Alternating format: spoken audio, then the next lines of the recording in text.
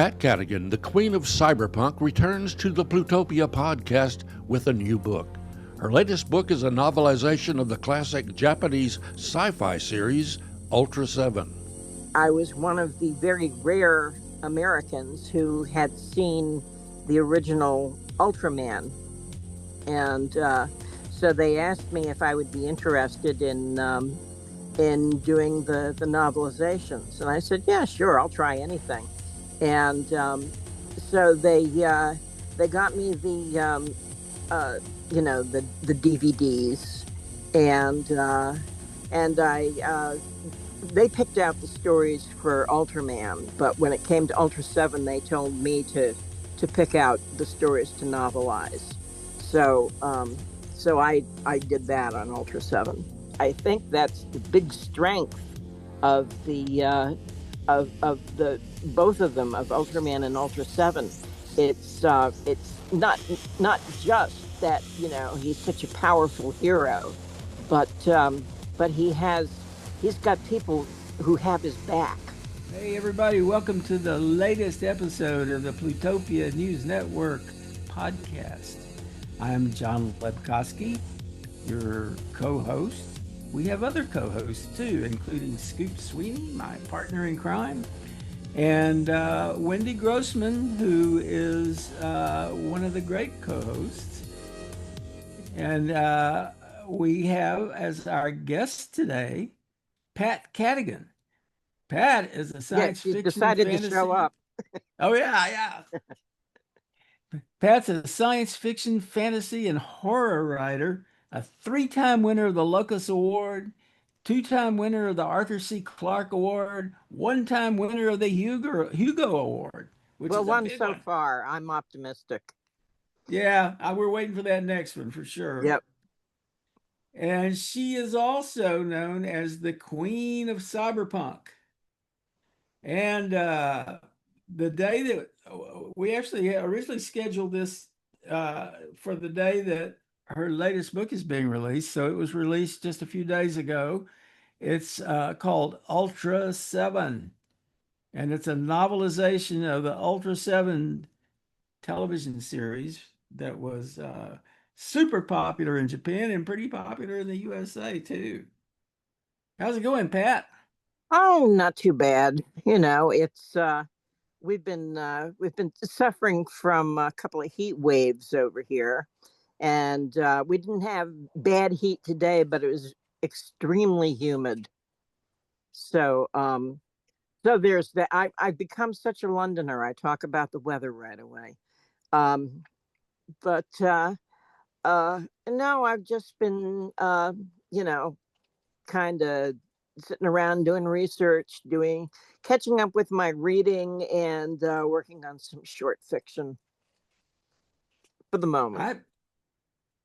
I was wondering about how you got into the Ultraseven universe. Was it because you had done novelizations before, or was it because you're the queen of cyberpunk, or was it both? Well, I don't know if it was so much the cyberpunk, but I had it was the same publisher that I'd done a number of novelizations for, and they asked me if I was interested, and they were particularly interested in having me do it because when I was 13 years old, I used to run home from school and watch Ultraman on I can't remember whether it was channel 56 or channel 38 out of Boston, but it was one of the UHF channels back when we only had 3 channels, maybe 4 if you were extremely lucky. I grew up in New York. We had a lot more than that, actually.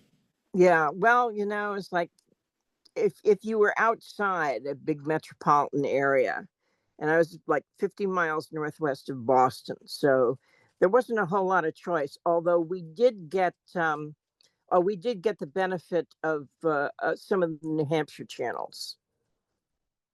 Oh, Scoop and I grew up with 3 channels. On a good day, we had 3 channels. When I moved to Ithaca, New York, they had no local channels at all. The nearest local channel was 40 miles away in Elmira. Hmm. And so they got cable in the 1950s. It was one of the first places ever to get cable because this guy figured out he could sort of pick up stations from Syracuse and Elmira and stuff and run a repeater and fan them out to Yeah. local. So that was where cable came from, was places like Ithaca. Yeah. Well, we didn't have anyone who was handy with a repeater or anything, but I was one of the very rare Americans who had seen the original Ultraman, and so they asked me if I would be interested in doing the novelizations, and I said, yeah, sure, I'll try anything, and so they got me uh, the DVDs, and I they picked out the stories for Ultraman, but when it came to Ultraseven, they told me to pick out the stories to novelize. So I did that on Ultraseven, but It did feel to me like the chapters maybe followed individual episodes. they did Yeah. they I never did. saw the show. I never heard of it before. Oh, I actually found it on Pluto TV and watched some of the episodes. Yeah, They're fantastic. Oh, I was sorry, lucky Steve. enough to see the a lot of the early anime and science fiction from Japan, because I moved from Texas to Berkeley, and the public TV stations and in the area were beginning to get a lot of this stuff. They initially it was all subtitled, but I was entranced by this stuff because I'd never even heard of it. And Ultra Seven was one of the ones that they came out with, and it was pretty amazing considering the stuff on regular TV was pretty awful.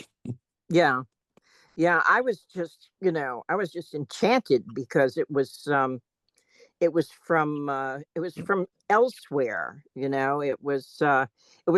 might as well have been TV from another planet for me, because I'd never been anywhere, and it hadn't occurred to me that other countries had their own science fiction, because I Yeah, was a callow youth. But Japan is such an interesting culture, and their science yeah, fiction is so weirdly Japanese. yeah. Yeah, it turned out my son developed a real fascination with manga and anime when he was still in diapers, and he grew up to get a master's degree in Japanese cultural studies, and in fact, he's in Japan on his birthday vacation with his girlfriend, and they said they wanted to spend 10 days in Japan. So I think they're in Tokyo and then in Kyoto for a few days, and then they're coming home. But I got the I got the anime on the UHF channels as well. We got Tobor the Ape Man and Kimba the White Lion and Speed Racer, and I just, I was amazed. And I thought, why don't we do cartoons like this? You know.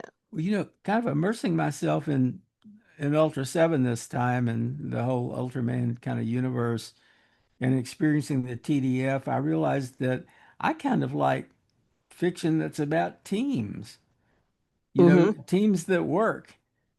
Well, And that's a that's pretty good team.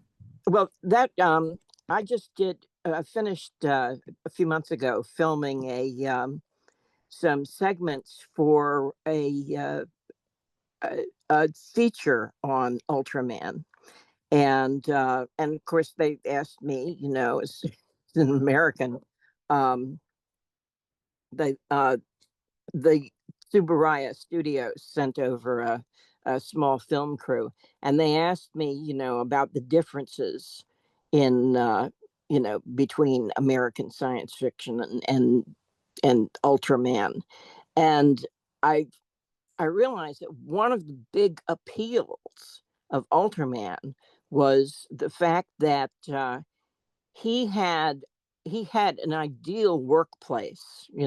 He had a team, he had people that he worked with, and they all really liked each other, and they all really helped each other. And so it was funny to me that you mentioned that, because I think that's the big strength of the both of them, of Ultraman and Ultra 7. It's not just that he's such a powerful hero, but he's got people who have his back. You know. It's interesting because there's so much American television that follows that template now. I mean, if you look at, Buffy the Vampire Slayer, Hmm. or Angel, that's the same thing. They're the star, but they have a whole team around them. Yeah.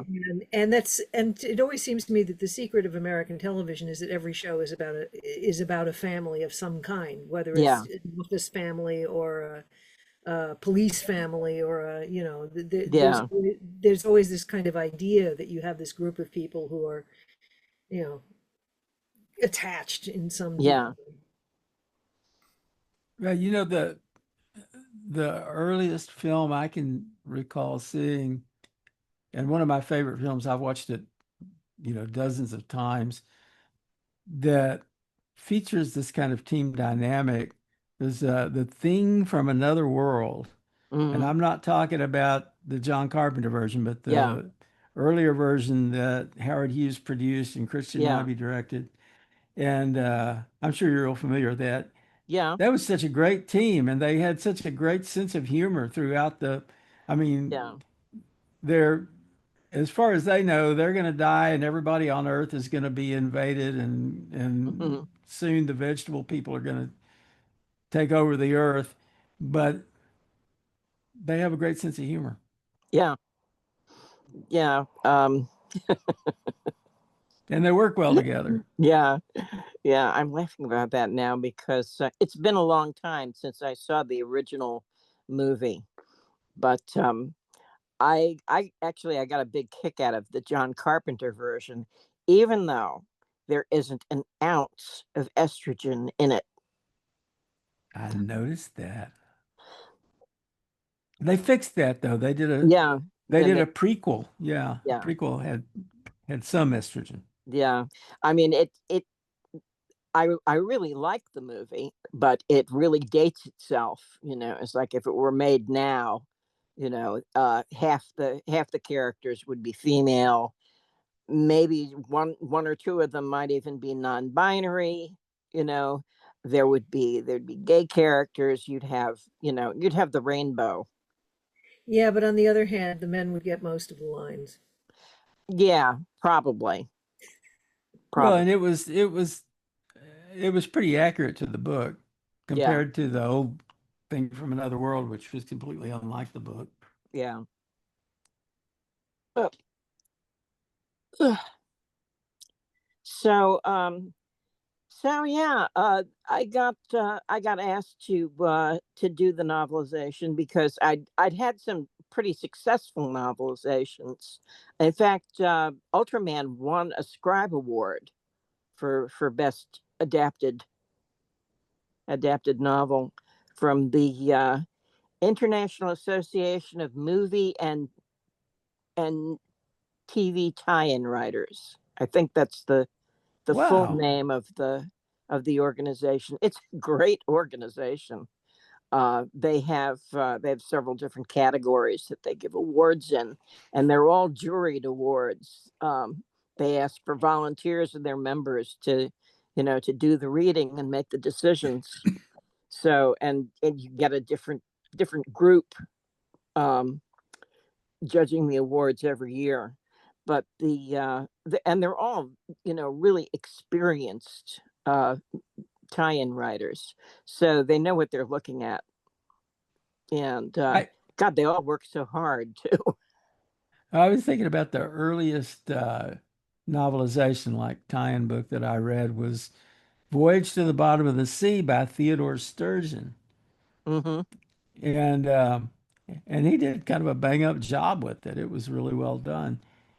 And I mean, it's a very interesting field, I think, Well, to be in. And do you think about, like, in your mind, who do you think is the audience for that kind of book, especially like for the Ultraman, Ultraseven books? Well, I think in terms of, you know, when I was a kid, the first tie-in I ever owned was Robinson Crusoe on Mars. And you know, this was back in the days when dinosaurs roamed the web. You know, we had DARPANET and nobody knew about it. Um, and so having that tie-in book allowed me to carry the movie around with me and dip into it anytime I wanted to. And I really, really liked the movie. And I think I read that book until it actually fell apart. But I always think in terms of people who want to have the movie at their fingertips, but also you usually get a whole lot of detail, and you may get twists to the plot that you don't see on the screen, and it's because there's such a big lead time uh, for books that while you're writing uh, the novelization, not for something like Ultraman, but for I did the novelization of Alita.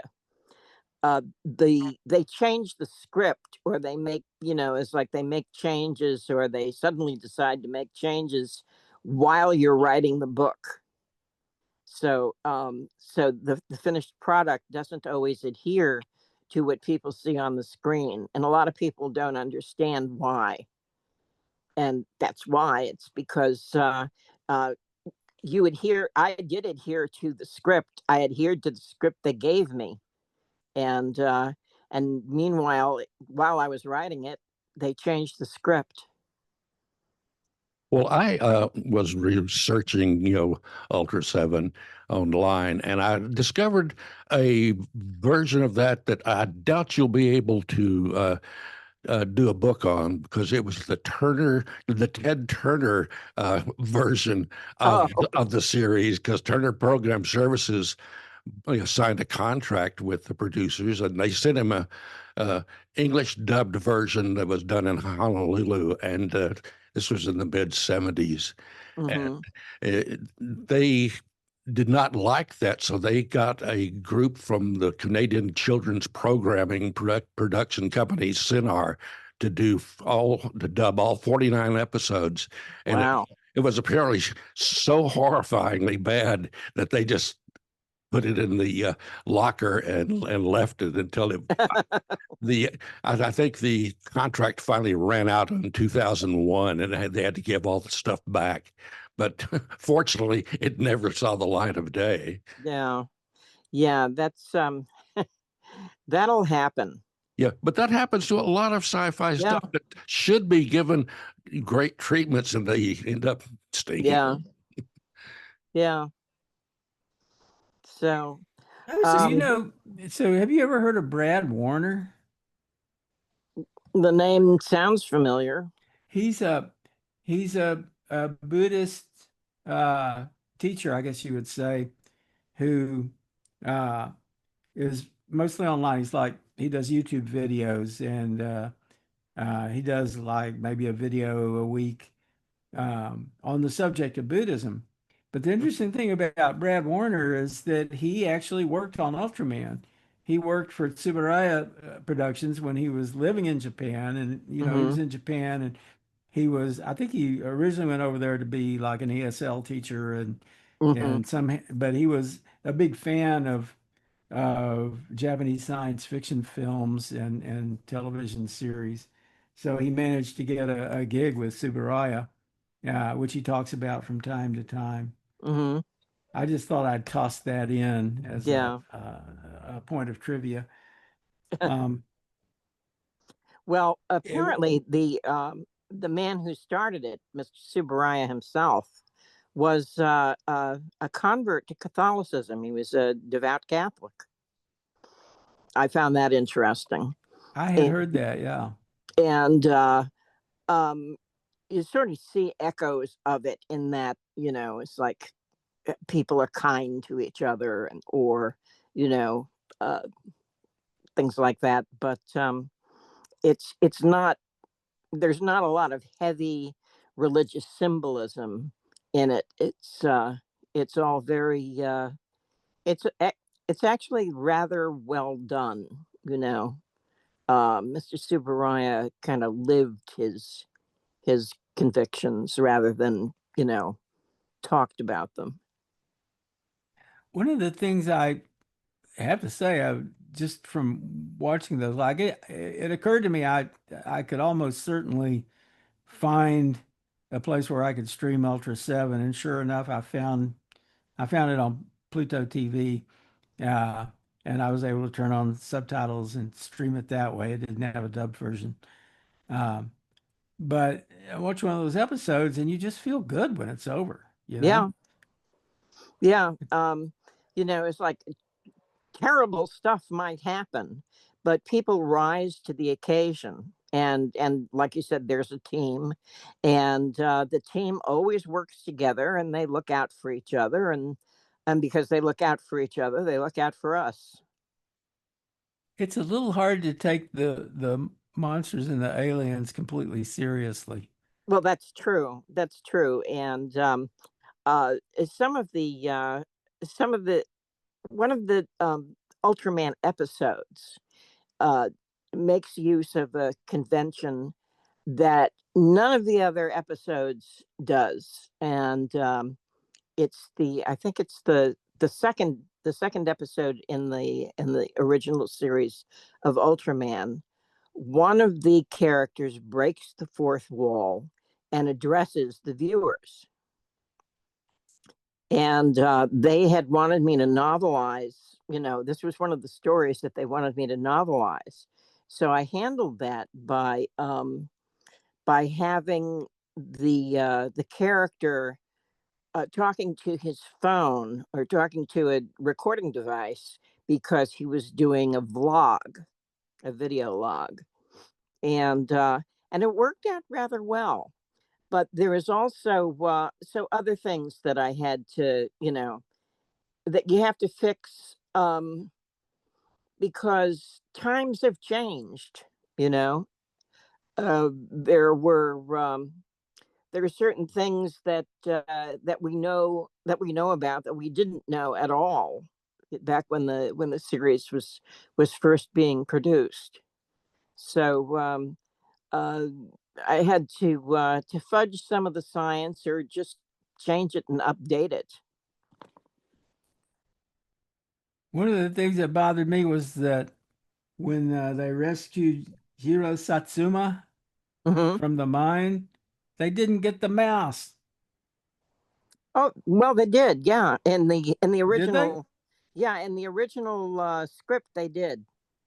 Oh, I missed it. I didn't see it. I watched that episode, and I saw them kind of hustle him out of there. It's kind of interesting.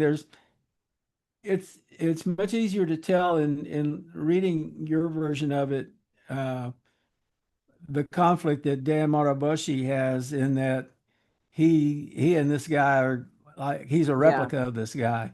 yeah. Uh, it wasn't as obvious or as clear in the actual series version as it was in your novelization. Well, I think that's um, it may not have been clear to us as non-Japanese people, but it may have been much clearer if you were a Japanese viewer. They were kind of subtle in the way they showed Morabashi's reaction, as I recall. Yeah, But yeah, yeah, I get it. I get it. The other thing was that um, like nobody else noticed, but partly because Zero was, I think his face was covered when they pulled him out of the mine. yeah, yeah. That was something that Dan Moriboshi did. He said, "Oh, he's been underground. His eyes will hurt," so they covered his face. You Yeah. know, and uh, but also uh, when when they when they bring him up and they check on him, they don't immediately notice a very strong resemblance between Dan Murabashi and his original, because simply because Dan comes up wearing a helmet, and that changes the perception of someone's features. It's like you could Yeah. have identical twins, and if you have one wearing a helmet and the other, just without any sort of head covering at all, they won't look as identical. At least that's my theory. Maybe I It's, just maybe I just need better glasses. it's kind of interesting, this whole concept of somebody taking on the form of another person, or an alien taking on the form of Yeah. another person, and those various powers that they have. That, one interesting thing about it is that because we're so conditioned, though, from years of consuming science fiction, we sort of take these things for granted, and they don't seem at all strange.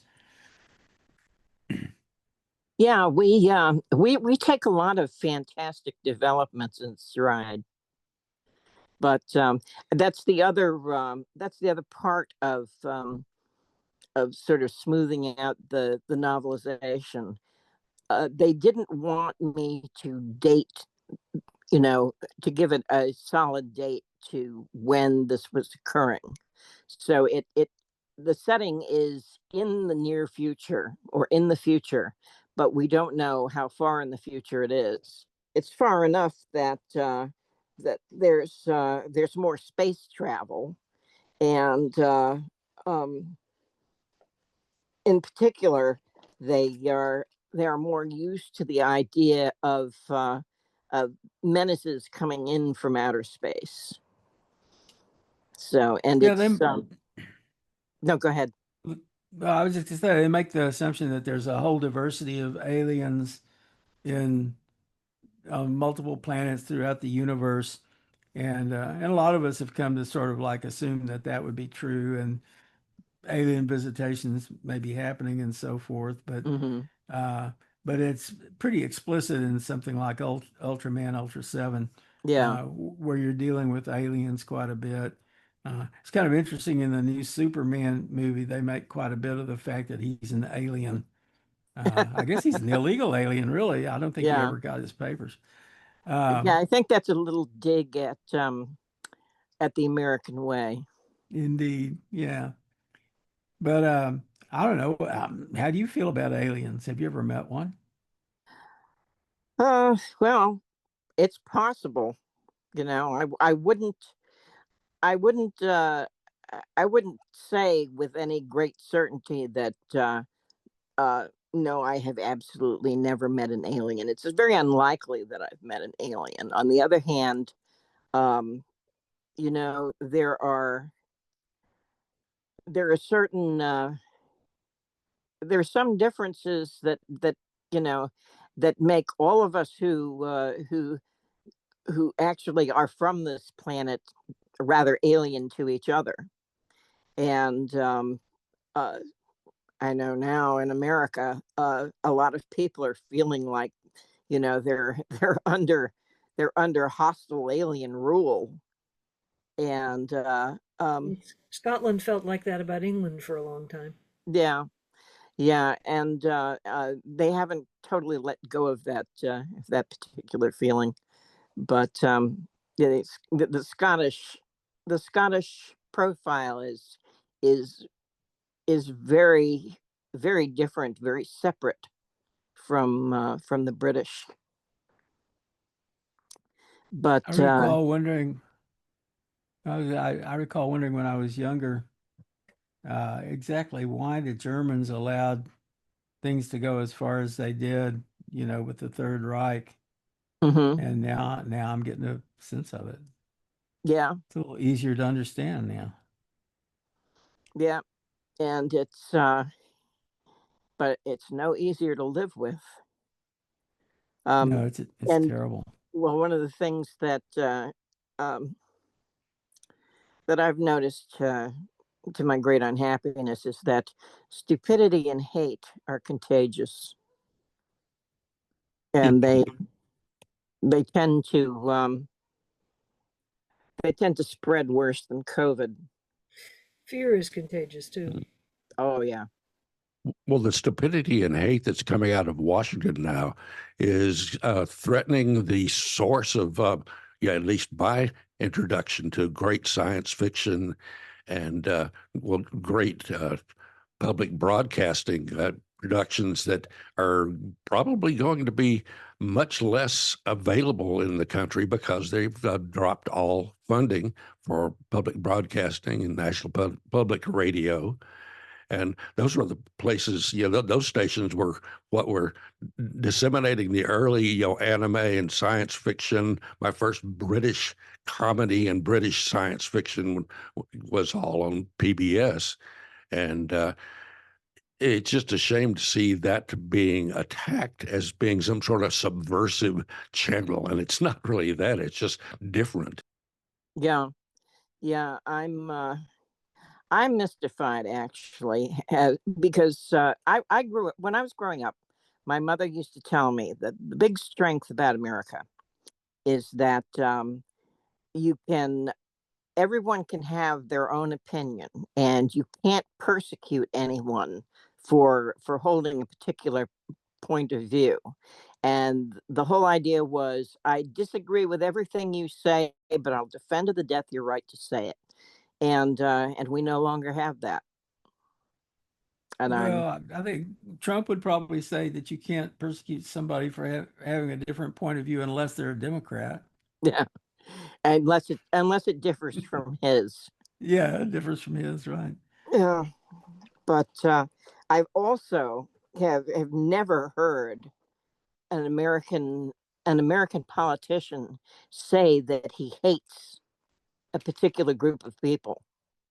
I mean, Goldwater used to make fun of Democrats and liberals, but I never got the feeling that that Barry Goldwater hated, you know, the loyal opposition. I'm not sure how we got onto this.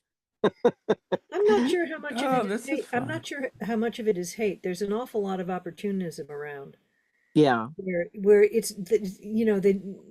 there are people who just really don't care what they say about other people.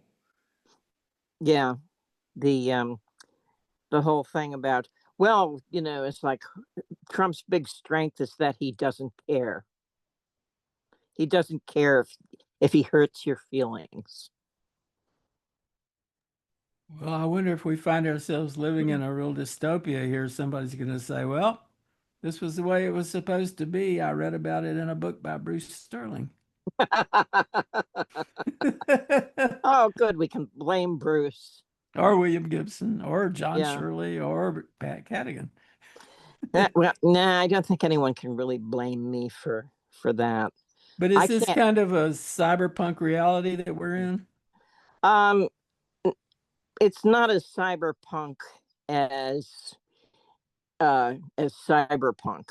I mean, if you've seen the Oval Office lately, with all the cheap gold accents and decorations, it's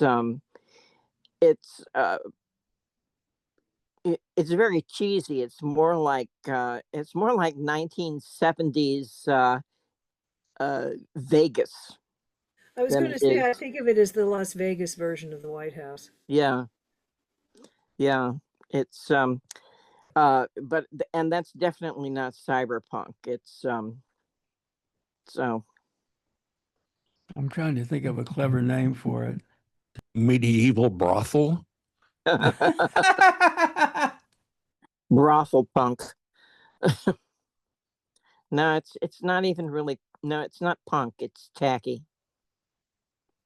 Yeah, it's kind of weird. There was an interesting thing that happened the other day. I guess it was the World Cup. Uh, I guess the U.S. won the World Cup. Is that correct? Oh Anybody yeah, watch the yeah. World Cup? I saw the footage. So they had this trophy that they were holding up, and Trump was there, and the the FIFA guy was trying to get him to step aside so the Yeah, team could like do their victory dance. And Trump didn't really want to move very much. He finally got kind of shoved to the back. But what I heard after that was that the trophy they were holding up was not the real trophy because Trump had already commandeered the real trophy to take back to Yeah. the Oval Office.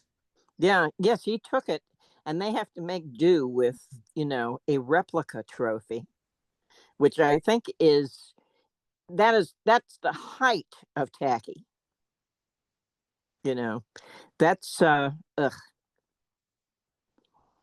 Well, it sort of tells the story, right? Yeah.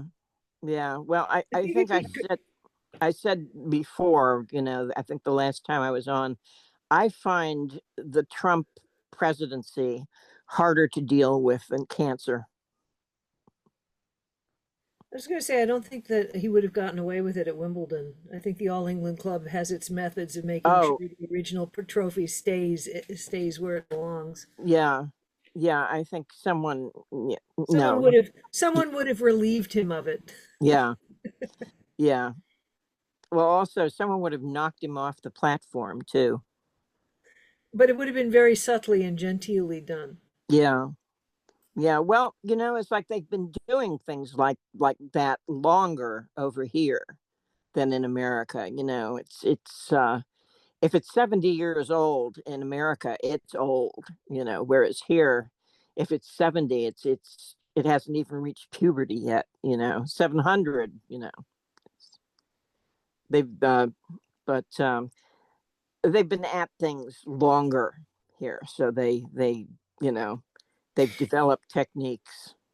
Yeah, you have to recalibrate your idea of old when you come to Britain, and then you have to recalibrate it again if you go to Rome because everything there makes everything here look new.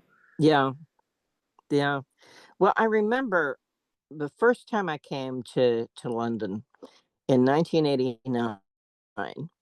I was walking around with a friend, and we walked through part of the Roman wall, and my friend said, "Oh, and these are Roman ruins," and just and it hit me hard. I had to stop and sit down for a minute because it's not that I've never seen anything old. I've been to a million, museums, and I've seen all kinds of stuff on exhibit. But seeing Roman ruins in the place where they had been was entirely different. And I had this feeling of temporal vertigo where suddenly I was, it was like turning around and looking and discovering that you were at the top of a very, very high cliff or a really tall building, and seeing, that there was a whole lot of stuff, behind you, a whole lot of time. And it was the first time I'd ever really felt that kind of history thing, I guess. I call it a, history vertigo. What I find weird is when I go around London or other parts of Britain, um, the things that make me react are not the real historical things, but the things that I associate with fiction.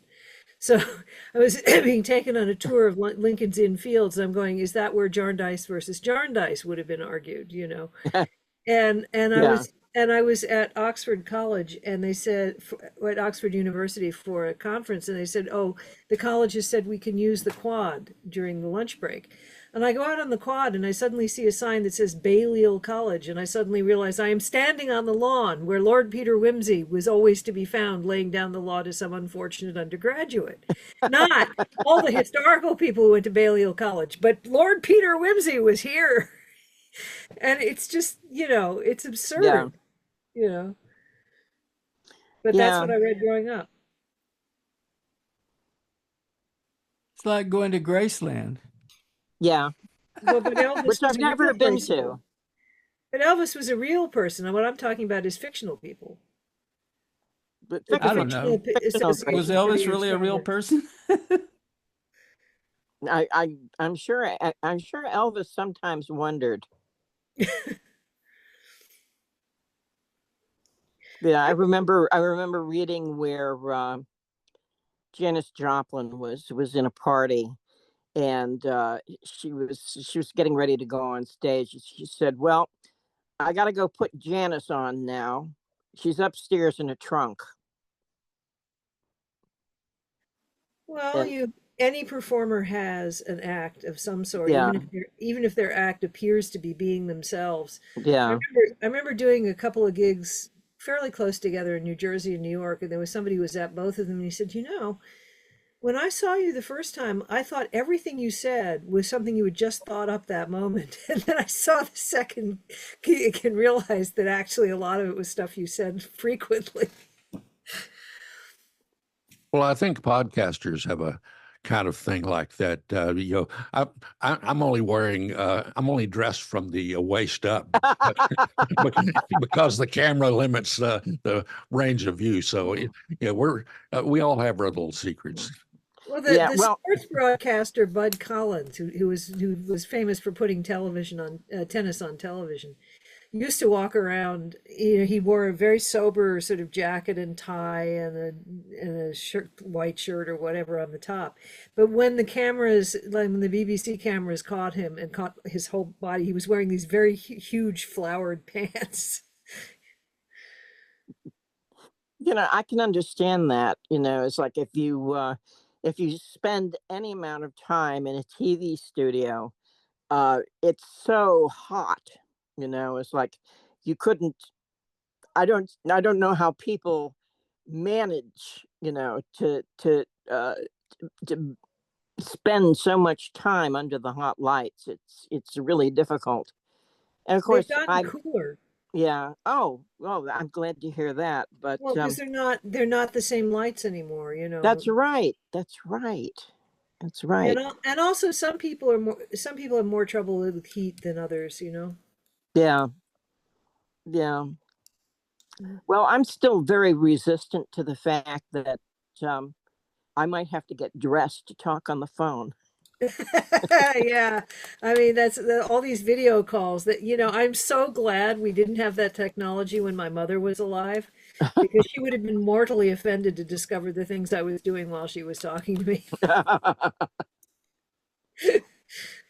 But speaking of things that I was surprised that people were still doing novelizations, because I always read that the book industry is cratering. So you think, well, isn't Yeah, everybody watching video now? well, you hear the book industry is cratering, but actually, it never really does. Particularly during COVID, it's like when people couldn't go out and do anything else, and there are 500 channels, but there was still nothing on. Books kind of, you know, books had a great few years there, and yeah, it's like you can carry your favorite movie or TV show around on your phone and look at it, but they haven't gotten past the uh, uh, how fast it eats up the battery. So it's like if you can take your movie or TV show with you, but you have to decide if you are gonna want to use up that much of your battery and still be able to get phone calls. And uh, that's the other thing that I have problems with. I hate the fact that my phone runs down, so quickly compared to what my old flip phone used to do. It's like if I had to charge it once a week, that was a big deal. Yeah, I'm a big fan of everything analog, and I always irritate John doing that because John's the digital guy, and I'm surrounded by all sorts of analog stuff. But if I put on camera number two there, you could see what I'm surrounded by, and I just love it. I've got record albums that go back to my childhood. I never Hmm. got rid of a single one. It's all vinyl and 45s, reel to reel tapes. And I love the radio because I worked in radio for a long time. But radio Hmm. is being uh, endangered, particularly local rural radio stations Yeah. are going to disappear because there's no one um, that wants to support them, and the business of getting news out to rural populations is going to go away if they do it. Because there's, President Trump is saying that, well, we've got digital, so they can just get this news and the alarms and weather reports online. But Yeah, we saw how well that worked. yeah, when we had our big ice storm, the only thing I had that had any kind of information on it was a little battery operated AM radio. Yeah. Well, Yep. I mean, the problem is that we have to depend on persistence of electricity, and it may not be persistent. There may be a time when it's disrupted, and that was our experience here during the snowpocalypse that Scoop was just mentioning. Was we electricity was out, water was out. Um, we got electricity back pretty quickly where I live, Hmm. but there were other parts of the city where it was, I don't know, I think it was a couple of weeks that some people were without electricity. So they were It was charging their very phones. dystopian in that time because Yeah, yeah. even the cell phones, our cell phone service went under because they had no power to the cell towers. So people relying on their cell phones, you're going, well, no one's there. Yeah. Well, that, you know, go being cut off from electricity, is like that really worries me because because I I'm very connected with online. I do my research. It's I depend on having access to the web for news, of course, but for a lot of research, and also for being able to order ebooks. Uh, ebooks have I love ebooks simply because uh, you can take 1,000 of them on in your carry-on, in the airplane, and it doesn't affect your weight limit. But I always used to get stopped because I had too many books that made my carry-on too heavy. Oh But yeah, I went once back, the first time I ever went backpacking, I filled my backpack with, I think I had 32 pounds of books. mhm. Not smart, not smart. And how many of those books did I read while I was backpacking? Not even one. Yeah, yeah, but you might have wanted to read, and if you'd been caught without a book, wanting to read, it's like it's so much better to have them and not need them rather than need them and not have them. Agatha That's it. Christie And you want a selection. Agatha Christie wrote a book once about a woman who was trapped in a Middle Eastern oasis desert, in the middle of the desert somewhere. And she'd read the only books that she had with her, and she had nothing else to do. So she started thinking about her life and saw it in a completely different way. And it was actually kind of an interesting book. Um, and but the horror of being without books. Yeah. Yeah, yeah, it's Well, it. and then there's that Twilight Zone episode with Burgess Meredith where he Yeah, played the guy that, he everybody was gone. There'd been a total apocalypse, but he was left and he was at the library and he loved books and he was going to be able to read for the rest of his life. And then he broke his glasses. Watching well, that made me go out and get a second pair of glasses. I remember sitting in front of the TV yelling, "Go to the optometrist shop." And now you know why Yeah, when I had to have cataract surgery, I told the surgeon I wanted to be optimized for reading without glasses. yeah, They want to correct your distance vision, and I'm going, no, no, no, no. I want to make sure I can always read.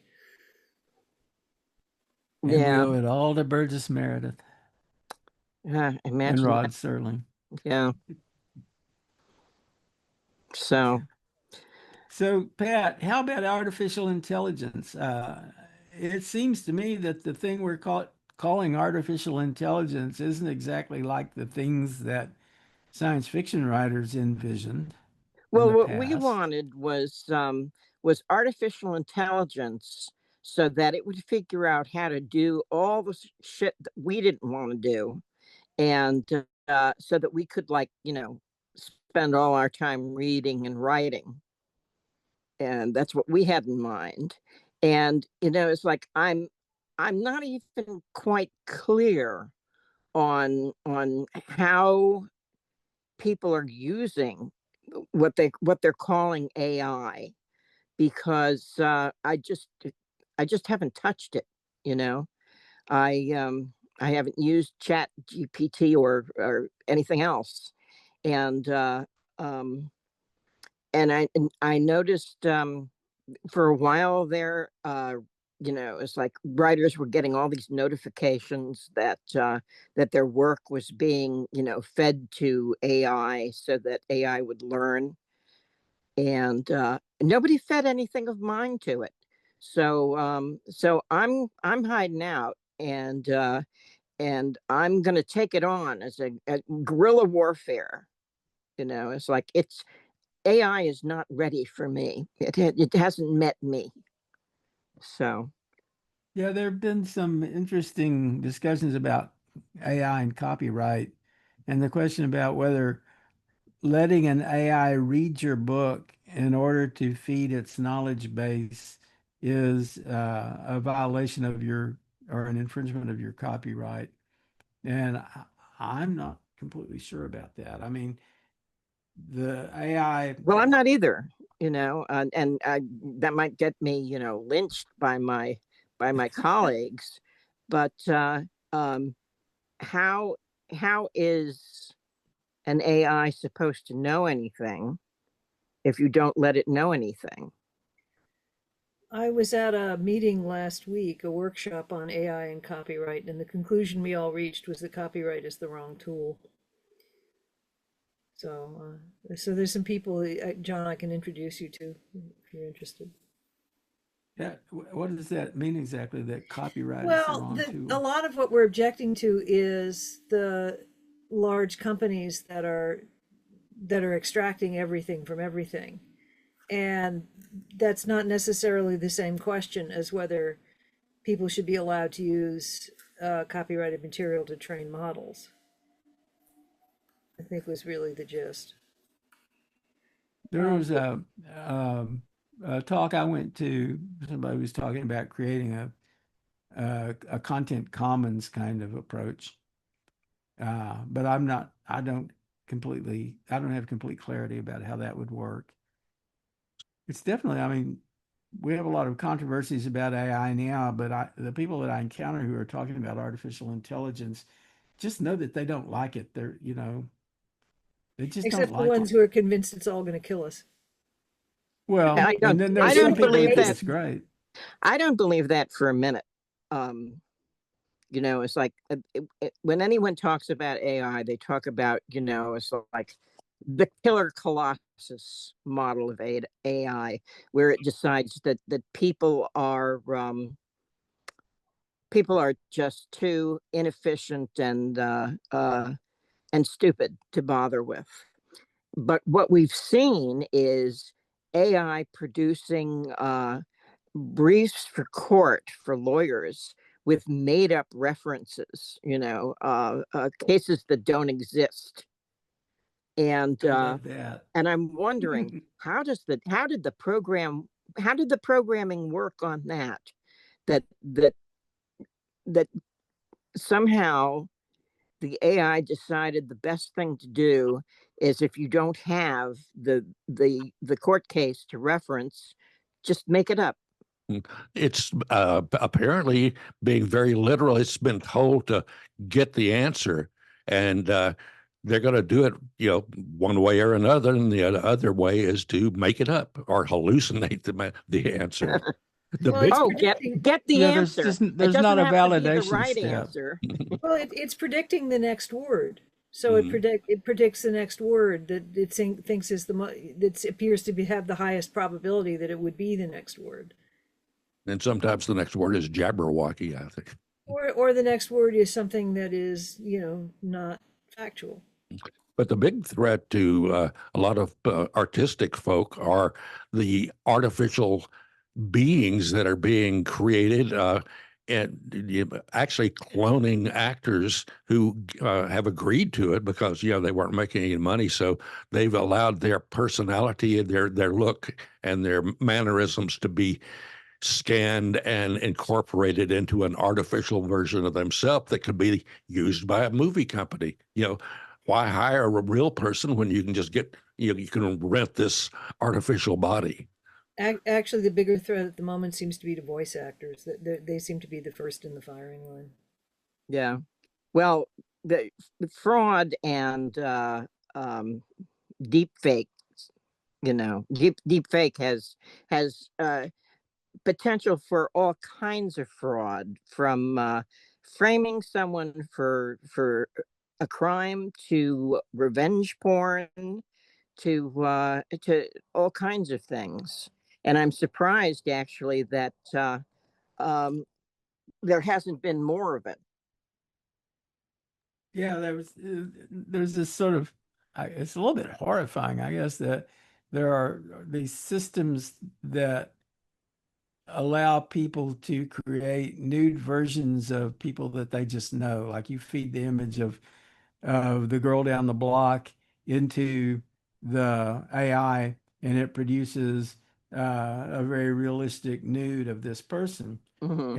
and then they're sharing those online, and I mean, I'm not exactly sure how to even characterize that. It seems like um, how what would be the best adjective for that? I It's don't a know, but terrible but Pretty, here thing, it's though. here's pretty good. here's another thought. Um, Kitty porn. Is kitty porn a crime if there are no kitties? Yes, If there, yes. The yes, laws. I think so too. No, But no, I don't mean it's not an opinion. It's the law actually says that oh, good, good. it is actually illegal I in think both it's a the Okay. UK different and the US. kind of crime, though. If you're using a representation, it's not, you haven't actually, what would be the word for molested? You haven't actually done something to an actual child. So that's one Well, kind of crime. well, the thing is, lots of people who have collected child pornography haven't done anything to a child, but because there's a demand for child pornography, people do things to children, and it's not a victimless crime.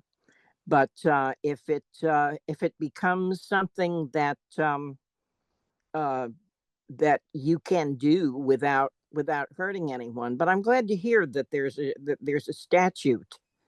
Although I think there's going to be a lot of testing.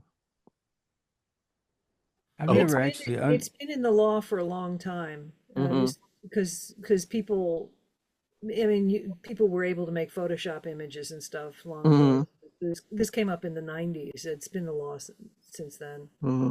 yeah, they've passed but revenge porn laws in a lot of states, and I think that some of the more recent legislation from on the national level has covered that because it was a way of people getting their hands on someone's sex tape, and then you know blackmailing them or just Yeah.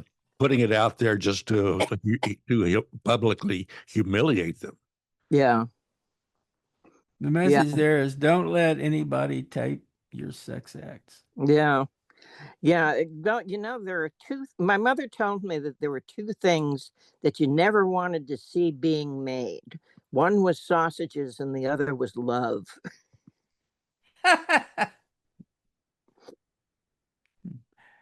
I don't know. There's so many weird possibilities that could emerge from AI, but I think that we just touched on the most difficult set, really. Yeah. Um, and um, I'm not clear, for instance, that that we've defined exactly what laws apply to something like creating a simulated nude of someone, again, Hmm. without their permission. Um, Well, imitating the voice of the Secretary of State is a bit of a step over the line there, because a lot of people fell for that. It was just a faked up, phone call. yeah, and what law applies to that? I'm just not sure what the laws are. Whether there needs to be a new set of laws Mhm. that pertain to a world with artificial intelligence, It gets difficult allowing the because if creation you of make these a law simulations. if you try to make a law that makes it illegal to disseminate misinformation, then what happens when people make genuine mistakes and one person's misinformation is another person's, oh my God, this has got to be true. Yeah. Yeah. Uh, Well, the thing is, we have seen, some results from that. The famous Pizzagate, where this guy had heard that uh, children were being molested and killed in the basement of a pizzeria by Hillary Clinton. So being a good moral man, he tooled up, he got in his truck, and he went to do something about it. And he got to the pizza parlor, and there wasn't even a cellar. you But know the emails. yes, yes. But Hunter Biden's laptop, Hillary, it's like, oh, I have a feeling that uh a large portion of the population is going to be so busy arguing back and forth about emails and who was in the wrong, that they may well starve, you know, I thought it without was all noticing. Jeffrey Epstein now. Oh God. It Oh is at the moment, but I'm seeing a whole new realm of law yeah, potentially emerging here. yeah. It's like I can see. Uh, oh, uh, my God, it's like if I were a young person now, I would be very, very tempted to go into law, because uh, it's a whole new. It's like being on another planet. I go to a conference every year called We Robot, which is a conference for lawyers trying to work out they're writing papers that get discussed about Hmm. law and AI and robotics and so on. And it's always very interesting because they are actually trying to figure out what direction policy should go and what kinds of laws we're going to need in the future.